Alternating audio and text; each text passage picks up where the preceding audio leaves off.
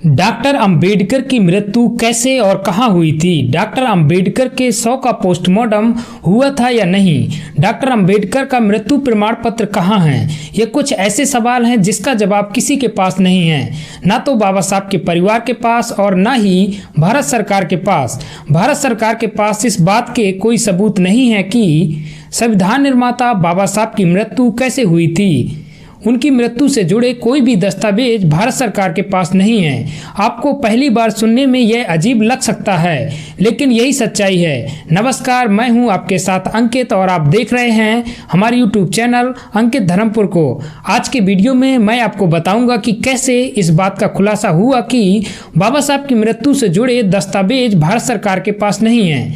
उससे पहले अगर आपने अभी तक हमारे YouTube चैनल को सब्सक्राइब नहीं किया है तो सब्सक्राइब कर लीजिए। चलिए वीडियो की शुरुआत करते हैं। दरअसल भारत सरकार की ओर से खुद इस बात की जानकारी दी गई है कि बाबा साहब की मृत्यु कैसे हुई, उन्हें नहीं पता। मीडिया रिपोर्ट के मुताबिक आरटीआई एक्ट के तहत दायर किए गए एक आवेदन में केंद्र सरकार के 2 मंत्रालयों ने बाबा साहब की मौत से जुड़ी कोई भी जानकारी होने से इनकार किया है। एक मंत्रालय के जन सूचना अधिकारी ने तो यह भी कह दिया कि मांगी गई सूचना किस विभाग से संबंधित है, उन्हें नहीं पता।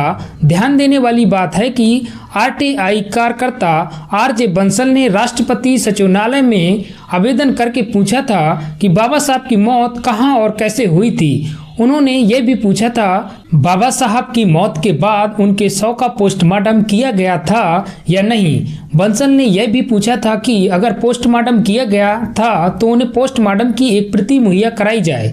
आरटीआई कार्यकर्ता ने राष्ट्रपति सचिवालय से इसकी भी जानकारी मांगी थी। बाबा साहब की मौत नेचुरल थी या फिर उनकी हत्या हुई थी? उनकी मौत किस तारीख को हुई थी? क्या किसी आयोग या समिति ने उनकी मौत की जांच की थी? राष्ट्रपति सचिवालय की ओर से यह आवेदन गृह मंत्रालय को भेज दिया गया।